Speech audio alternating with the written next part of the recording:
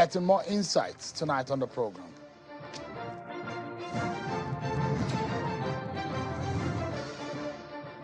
Thank you so much, everyone, for joining us tonight on the program. This is Politics Today, live on Channels Television. I am Sean Wakimaloe here in Abuja. So much to talk about tonight, but where do we begin from? There's a lot for you to glean from what is happening, politically speaking, across the nation. So let's begin by bringing you up to speed with some of your political roundup stories.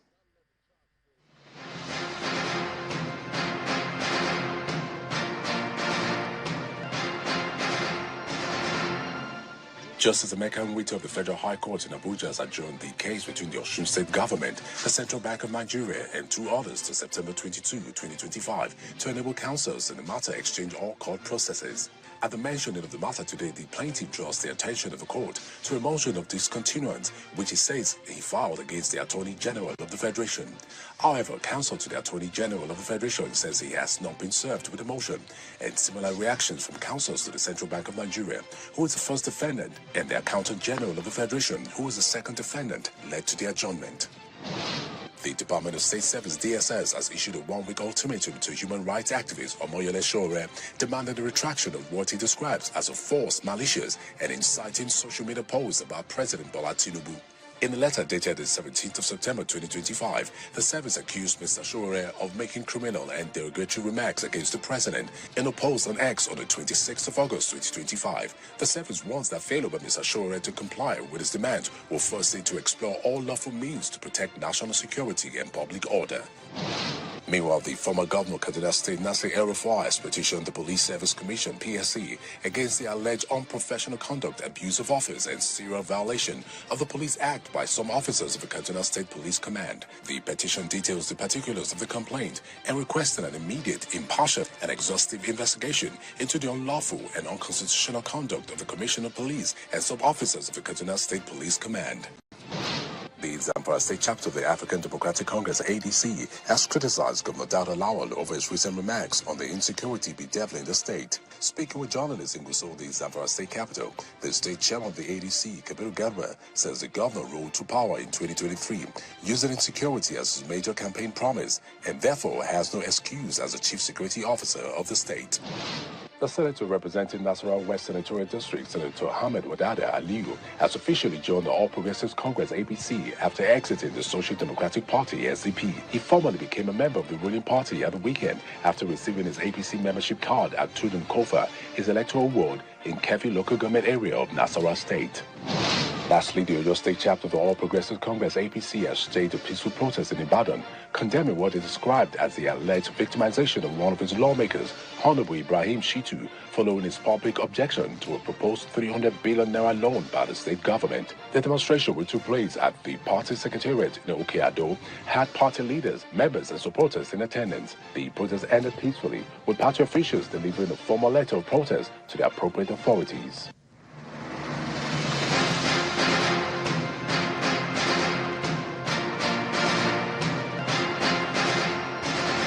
Thank you so much, everyone, for staying with us. So when you talk about corruption, a lot of the times people think corruption only happens with those who are in political office. Well, the kind of corruption that we're seeing also has to do with parents, students, young Nigerians.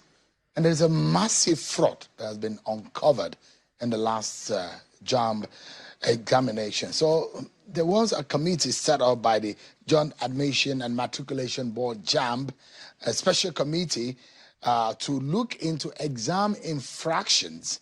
Has presented his report to the examination body exposing how technology-driven malpractices is undermining Nigeria's admission process. Presenting a report in Abuja today to the registrar of the board with Professor Ishak Oloyede, the chairman of the committee. Mr. Jackie Pele says the team has uncovered thousands of cases of don't let me spill it. Let me allow the man himself to tell us what the report entails. It's not the work of candidates alone. It is sustained by syndicates involving some CBT centers, schools, parents, tutorial operators, and even technical accompaniments. Legal framework remains inadequate to tackle biometrics and digital fraud, and public confidence in the examination process is dangerously eroding. Worst of all, malpractice has become culturally normalized, seen by many as an acceptable shortcut to success. Our recommendation: to restore integrity to Nigeria admission system, we propose a multi-layered framework built on detection, deterrence, and prevention. Deploy AI-powered biometrics, anomaly detection, dual verification system, real-time monitoring, and a national examination security operation center. All right, then, let's get to know, at some point on the program, I'll allow you to listen to Professor Ishak Oloyede, the JAM registrar. There were a lot of issues in the last conduct of the examination where we saw Professor Oloyede shedding a tear at the press conference over some of the glitches that have happened and the agitations over the conduct of the exam. And we've seen quite a lot of interesting things happen in examinations in the past few months in Nigeria. It brings to bear a lot of questions about the education sector in Nigeria. Tonight, attention is not starting from politics. We're starting with education, the state of education in Nigeria. There are fundamental issues in any society. Education is one of them. If you do not deal with it, you're talking about some of the biggest economies of this world. They dealt with the issue of education first, and they are where we are. They are here. I mean, they are where they are today. Let's get to talk with the chair of that investigative committee, Mr. Jack Ipele. Is live for all. Jake Ipele is live for us on the program tonight. Thanks so much, Thank you, Jake, for joining us tonight. for having me. Yeah, it's interesting for someone like you from outside to head a committee to investigate a government body and its activities. I think Oluyode, I don't know whether we would give him International Transparency Award. When he called me that this is the assignment he wanted me to undertake, I asked him second time, are you sure this is what you want to do? He said, yes, I need somebody like you to go into it and make sure you get the facts and figure and get to the root of this. Shehu, to be honest with you, I thought it was a small assignment until I saw members of my committee, 4 vice chancellors, several other professors. NSA was represented, DSS was represented, the Nigerian police, former police commissioners. I mean, they're highly blessed individuals that I felt, to be honest with you, intimidated to lead. But I felt also that it was a divine call. And we went into it, and what we uncovered, Shemu, throughout the 3 weeks of this exercise, you notice I stay away from the media. And there is other things that I can't even disclose here. But it's alarming. The education sector is in trouble. Thank God for the current Minister of Education. I believe that, I've never met him, but I believe that Mr. Alausa is doing a fantastic job. But I want to also give glory to God for the likes of Oloyede. That's one Nigerian that I would love my heart for any day, anytime. It was absolutely transparent throughout the period. He didn't even take my call. And he was deliberate because he didn't want to interfere. There was no interference whatsoever. The very first time he saw the report was this morning at 9:15 when the report was handed over to him. Shemu, what we saw is mind-blowing. The manipulations, the transactions, you will see young people with a lot of technology in their hands, manipulating the system. It's amazing. And one of the sessions, I addressed the police investigating, and I said, I want to see this person in jail. Because it's not a question of investigating this and then letting people go scot-free. A lot of CBT centers are going to be shut down, their equipment taken from them, but also the owners ending up in jail. Let's get into the heart of the matter, because the way you're describing it, I'm getting worried. It's worrisome. Did you discover any issues with JAMB itself?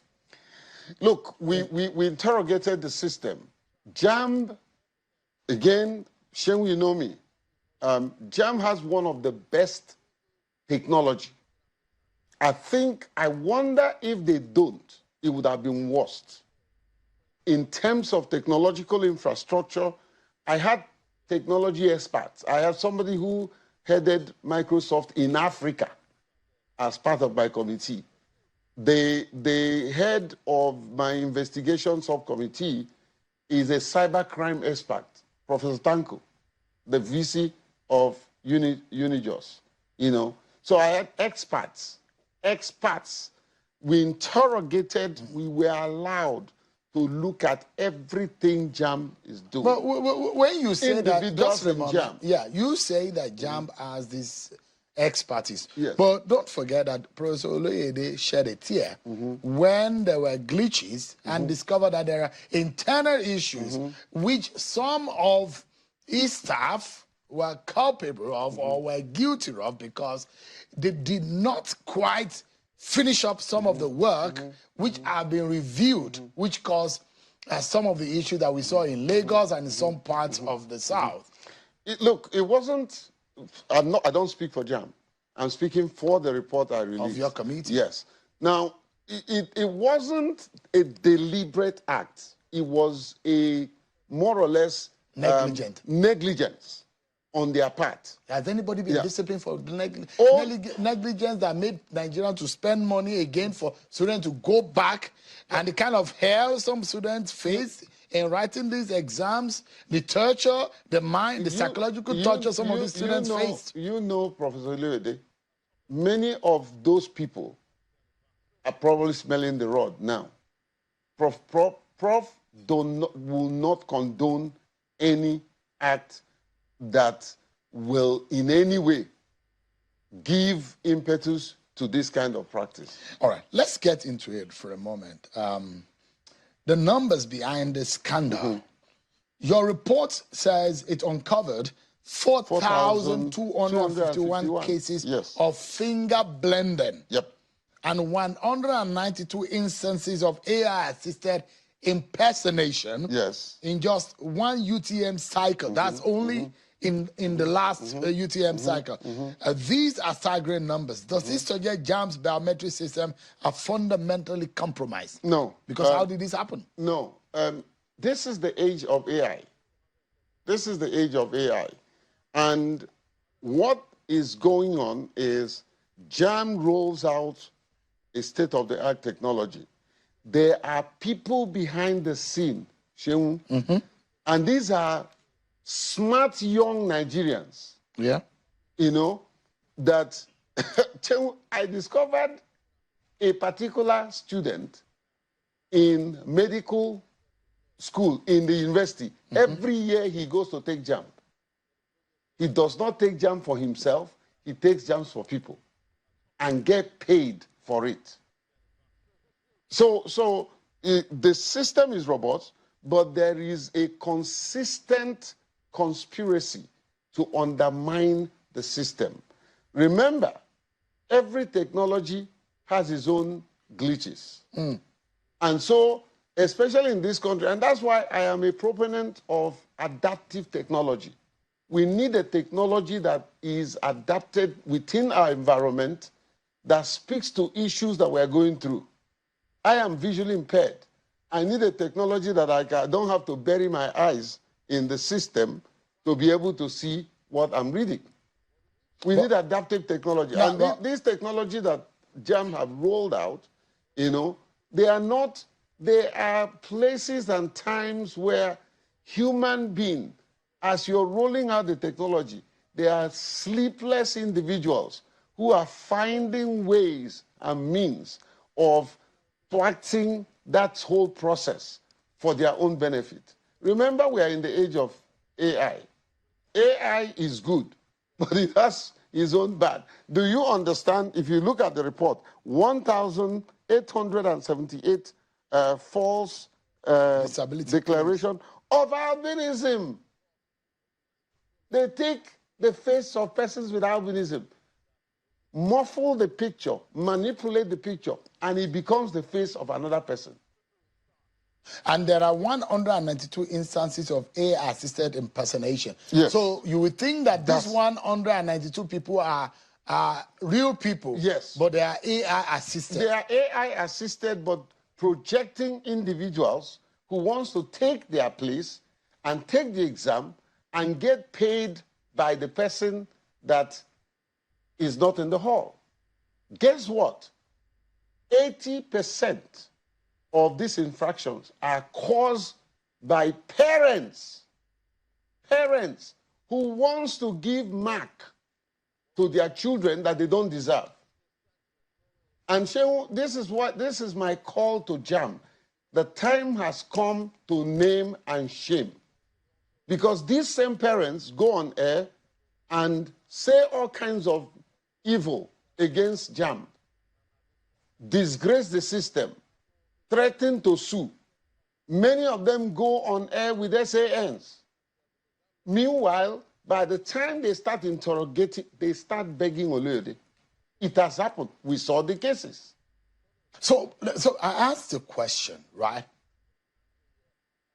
If the system does not allow you to enter the door, you might not have access to the safe. Now, we are talking about people having access to the door and accessing the safe. Now, protecting the safe is important, but access to the door is equally important. Why is the JAM system not keeping people outside of the door? You get what I mean? Yeah. So, I mean, why hasn't the JAM system, the fingerprint system, the biometric system, why has it not locked people out? I mean, I've seen people I've written virtual exams. I've seen people write exams. I mean, it's so sensitive that if you shift your face, if you turn in a certain way, it will lock you out. Exactly. So the system, what these guys have mastered is to manipulate that system and have access that makes it look like it's the registrant. But it's not the registrant. They manipulated. Take, for instance, Shehu, I'm here.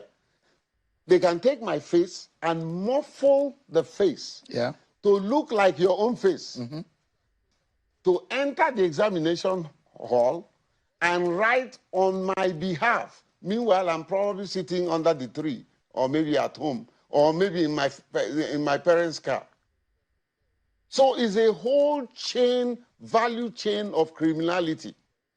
You directly accuse parents. No, parents are not the only one. I said about 80%. Tutorial centers, 80%. schools of being complicit. Yes.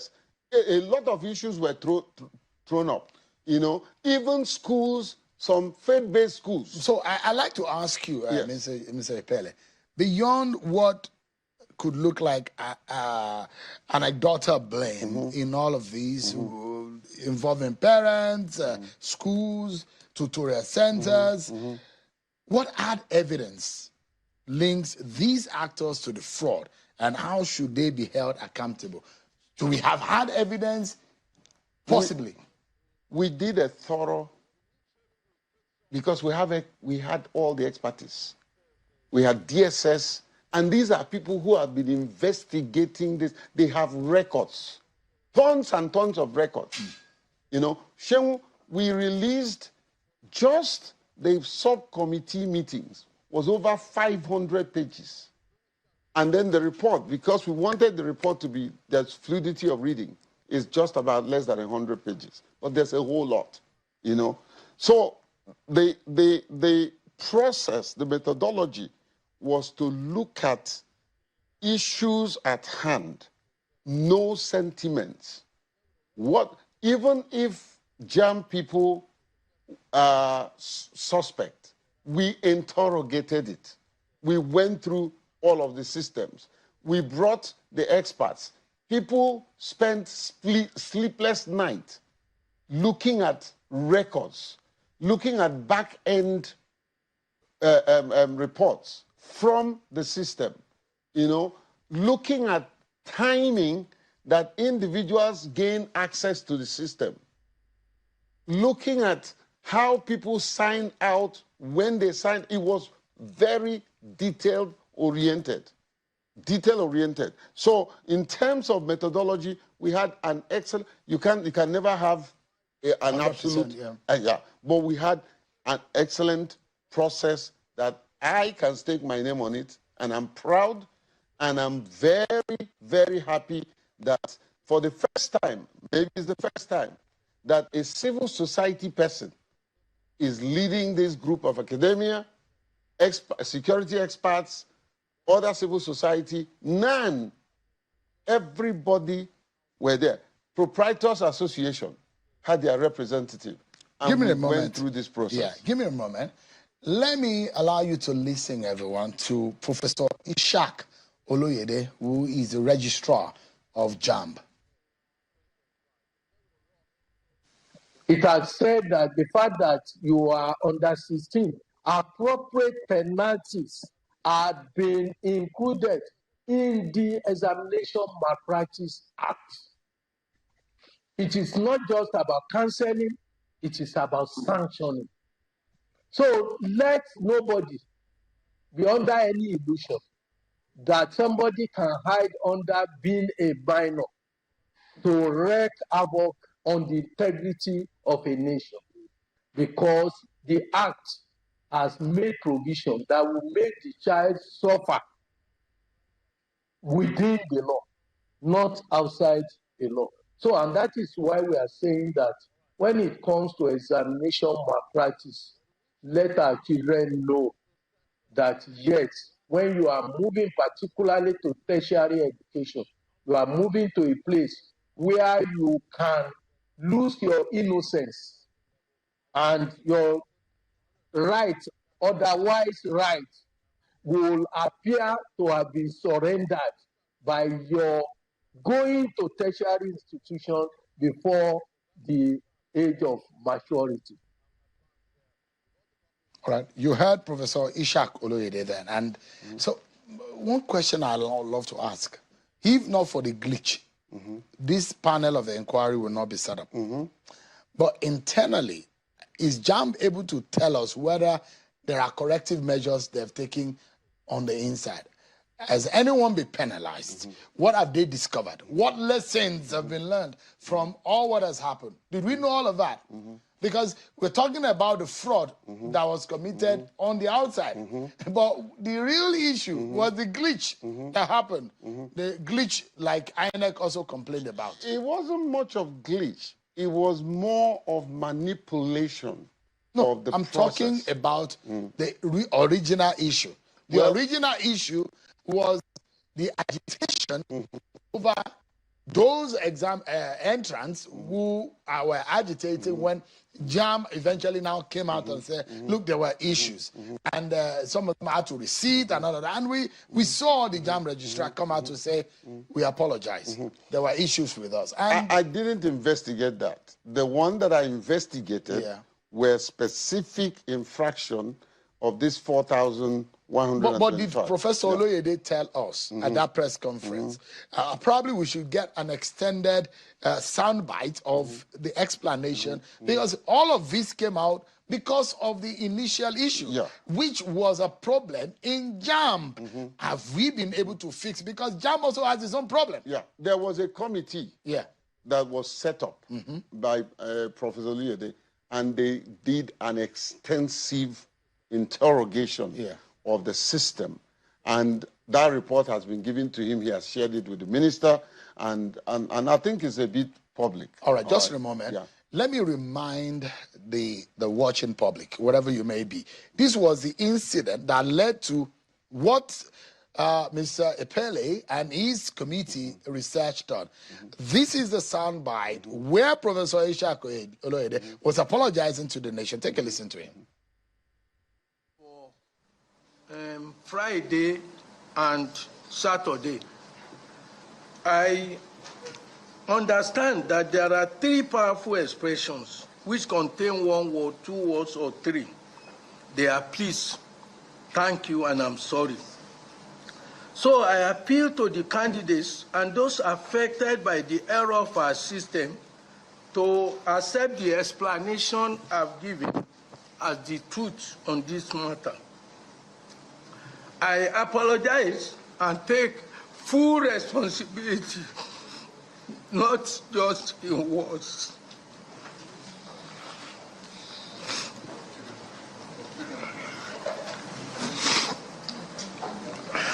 I want to say a big thank you to all of you, and may God bless us all. That was the instance that led to all of this. There was an internal, majorly, Mr. Epele. This was the public outrage that led to it. So the question is, which is an absolute transparent leadership. Yeah, I mean, public officers never come out to apologize in Nigeria. Exactly, and will not let out their emotion in absolute repentance and willingness to correct the error. Oloyede, I am totally, absolutely in love with him for saving Nigerians. That's the only way I can put it. But if you allow me, Shemu, I can read you the terms of reference that we focused. You know, one, identify the method, pattern, tools, and technology used in perpetrating infractions. Two, review existing examination and regulation policies. Three, determine the culpability of the 6,458 suspected candidates.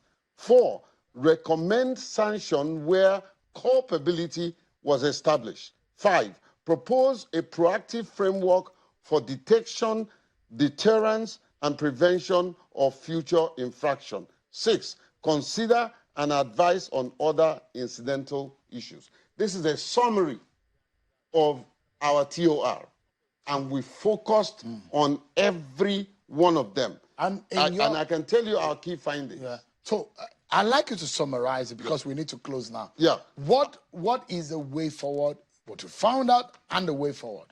Way forward.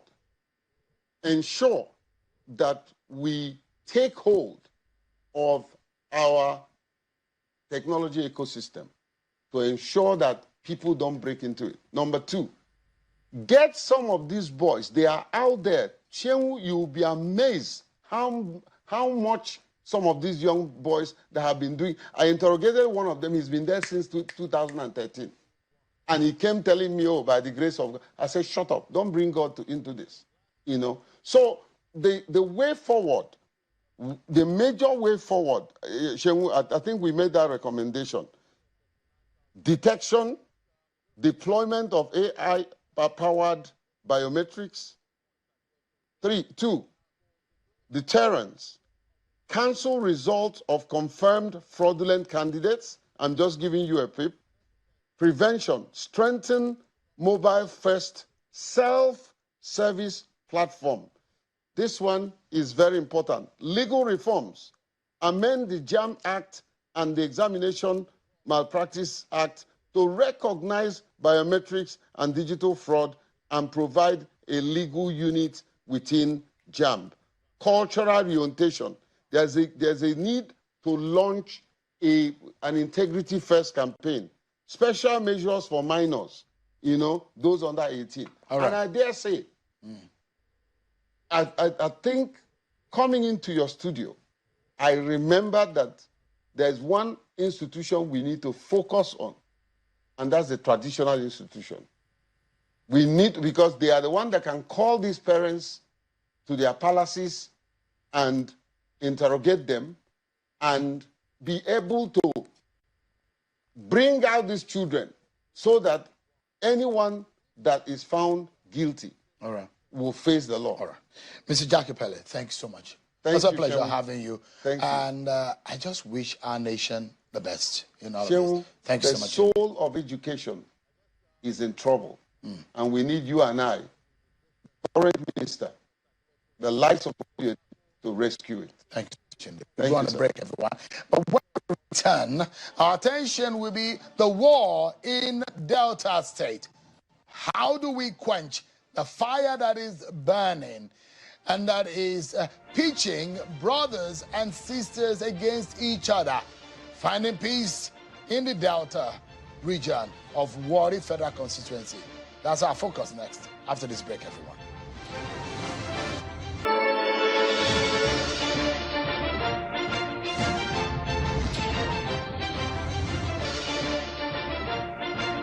Thanks so much, everyone. Let's get to the conversation on Warri Federal Constituency delineation. That was undertaken by the Independent National Electoral Commission. There are a lot of sides to this matter.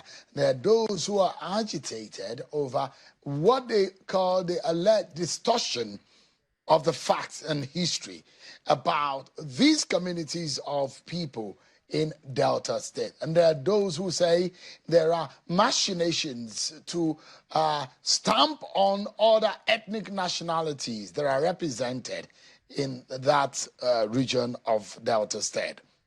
But tonight, let's get some clarity, and a lot of the Shekiri leaders are speaking on this matter. And their worry is that these issue might lead to an uprising that might be difficult to curtail. It's taking not only a political dimension, but a security dimension. Now, it's important for government and all well-meaning Nigerians and those who are in charge in authorities to weigh in. The Delta State governor, the NSA, the president, and the chairman, and everyone that is concerned about this needs to rise up quickly before this escalates further, because it involves the Shekiri people, it involves the Ijaw people, and also the Yoruba people. I'm being joined tonight by the Ogwa Olusan of Warri Kingdom, Chief Mene Brown. Thank you so much indeed for joining us tonight. Thank you. Pleasure is mine. Thank you so much indeed. Glad to be here. Well, from the part of the country where I come from, there is a very popular proverb. And they say that the elders don't belong in a community or in the public space where a child's head is turned to the back in a marketplace. Simply put, that elders don't belong into a community where you see conflict and the wrong being perpetrated without them interfering. You've been to the highest of your career as a person. You are a leader in the Warri Kingdom. How did you elders allow this to degenerate to this point? To the point that we're shutting down our production facility, people are fighting, the Ijaw people are calling in Shekiri names, the Yoruba people are unhappy, and things seem to be escalating. Why? In answer to your question, it presupposes that we are part of the problem. We are not at all. When you say we? The Shekiri people, we are not part of the problem. As a matter of fact, we have put up with a lot of oppressive acts, and I can catalog them for you. And it's only because our approach is that of peace, the spirit of live and let live. Those to whom we have been good and allowed to stay with us have turned around to say they actually own where belongs to us. It's come to a point where we now say we have our back to the wall and we can take it no more. We must speak out because injustice must not be allowed to prevail and continue. Invariably, unchecked. the Ishekiri people are the victims. We are the victims. The Ijaw people would say they have always been the victims. I would tell you they are not, because where they are, let me put it this way. What is the federal constituency, Warri federal constituency, time there was, it was the Warri kingdom, our homeland, where we were long before there ever was Nigeria. And the Europeans who dealt with us and related with us knew our territory. These people were not there. There are historical records to show when they came and how it was that we allowed them to stay within the areas that they were staying in. And of course, they found themselves welcome and allowed to prosper, and more of their people have come. But over the years, they're now turned around to say, as a matter of fact, they own the place. But there are records in the past to show that Chekiri people were even taking permission to bury their dead. Where? From the Ijaw people. Where? And there are court cases to settle the matter. No. That the Ijaw people. No, not in Warri. Not in Warri Kingdom. Who own your Warri? Who are the original, the aborigines? This is what I am saying to you. The Shekiri people own Warri Kingdom. What is the place of the Yoruba people? The Yoruba people came, some of them came, 2 lots of them came to us centuries after we had become a kingdom. A family, 3 brothers came to Okere and they were allowed to stay. And there are historical records. They used to even perform acts of thank you during seasons on an annual basis. Thank you for allowing us to stay. 3rd generation from then is where you're having the people who now are saying and turning history upside down to say they actually own the place. And there are historical records to attest to what I am saying. And then the Ijaws also were allowed to stay only in the 19th century, whereas we have been in the place long before 15th century. They came, and we know where they came from. They know where they came from, and they have stayed there. And it is on record, judicial records, that the land where they are in belongs to us. Now, take, for instance, a place like Zaria. If when a group of Yoruba people had been there, and because Nigeria allows any Nigerian to be anywhere and stay there peacefully, but if when, would it be allowed to say that the Yoruba people in Zaria would now agitate that because they have been there for so long, the place, a certain area should now be declared Yoruba territory, and a ward should be created for them as Yoruba ward, so that for electoral purposes, they will be the ones to represent the people there. Is that tenable? That's what we are facing. But Chief Brown, if you look at it, how come there is a perception that the Shekiri people are lesser in number? You're lesser in number and you want a huge chunk. Politics don't play like that. This is not so. If you were to look at the last time there was census where ethnic nationalities were designated, this was in 1963, and the Shekiris were the highest, and that is because that is our land. And the Yorubas were only about 6% of them, and the Jaws were even less. But you know that since for a while now, census figures are no longer meant to reflect ethnic nationality or religion. That's why even the electoral register does not contain any of that. So the narrative is being spun to say that we are minority in our own land. How can that be? Yeah, so, and I'm worried that the 1990s ethnic tension in Warri is beginning to rear its head again. And Warri area, either on the land or on the water, on the island or off the shore, it's a huge economic zone for the country. And we cannot allow any kind of political tension to now affect the economic benefit in that area. Now, out of the delineation, which INEC did, 14 words were allocated to Ijaw and 5 to Ishekiri. But in your own thinking, how do you think? Because you're an Ishekiri man, you will say, oh, it should be more to us. But to balance this, for fairness, how do you think INEC should have delineated it? The point is this. This is our homeland. And there is nothing in this country that says, if I own property in Lagos, that area where I have my property will become Ishekiri territory. And for consideration to be done to my tribe, because I happen to be the one who owns that property there. It's absurd. Because the Ijaws who are in our territory, they have their own home and full representation from their own home. So are the Yorubas.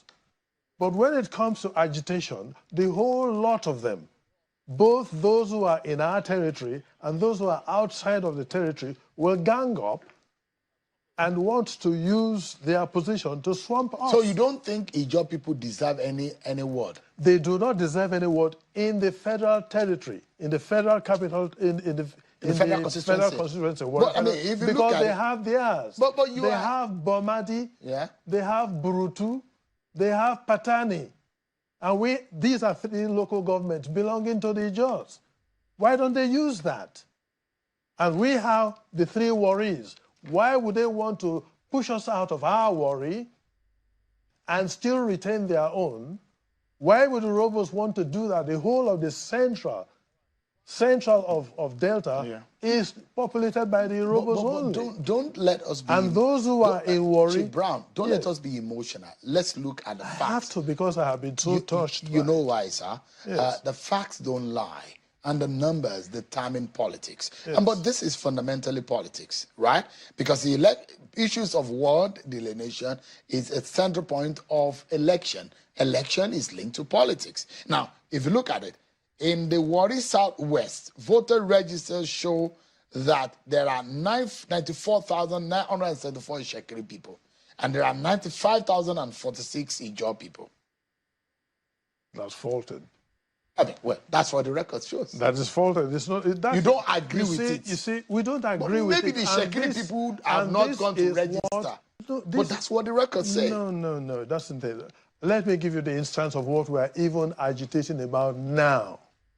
When this redelineation was carried out, we went afield as well and took account of what we found afield and submitted to INEC.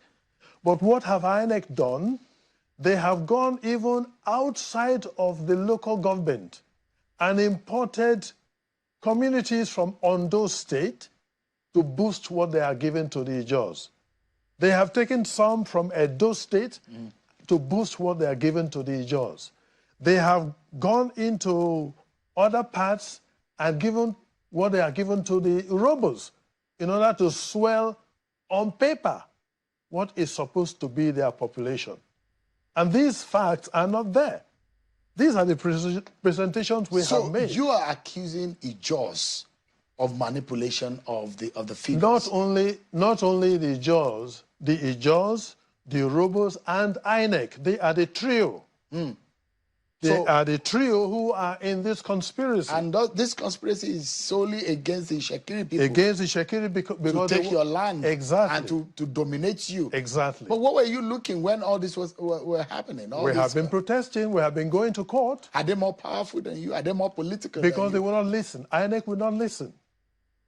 We wrote to INEC. All these figures that we have found, we have complained to INEC. He would not... But legally, the court position don't favor you, the Ishekiri people. On what account? I mean, the last court, I mean, you've gone to court, and the court said, just a moment. What we went to court for were to say the Supreme Court judgment, we have nothing against it. We will fully comply. Which is not in your favor. No, the judgment per se is not against us. The judgment simply say, go and redo the redelineation. But in trying to go and do the redelineation, INEC then appointed an Ijaw person in their headquarters to be the one to collate whatever will come from the field, and appointed another Ijaw person to be the one to supervise the field work and put them together. So we will submit our own report to the Ijaw man. He will bring to the INEC, the Ijaw person will summarize it and give their opinion. But when all of this was happening, why didn't you protest? Complained. When they were setting this up? When they were setting it up, we complained to INEC. When they would not listen. What about when they went to the field? We went to court as well, but we said we will respect the Supreme Court judgment by going to the field ourselves. So you imagine... And we have the report of what we came from the field. You imagine that... And if you put this down together, we are vindicated. You imagine that INEC skewed these intentionally against the Shekiri people. That's the only way to interpret it. To what end? To what end do you think this conspiracy is? They should be called to question to explain why. What worries me, Chief Brown, is the Chief Mene, by the way. Chief Mene, sorry, yes. I just imagine that...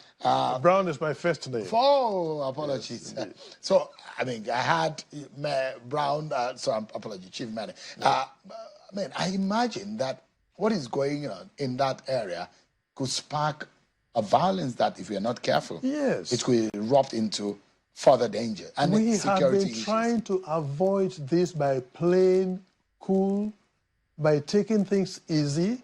We would rather go to court than resort to violence. But what do we find? More injustice is being done to us. We are even being attacked. Attacked? Yes. Physical attacks? Yes, or? yes, yes. I mean, have you been overpowered? Like I said to you. Because if you say that you have you own the land, but you are being dominated by those who say are outsiders. Yes. Those who say you gave land to. And that is because from their own homeland, which they still hold fully, when it comes to such agitation, they come in their support. Chief Mene, give me a moment, sir. We need to go on another break. And when we come back, our closing moment with Chief Mene Brown. We'll be right back.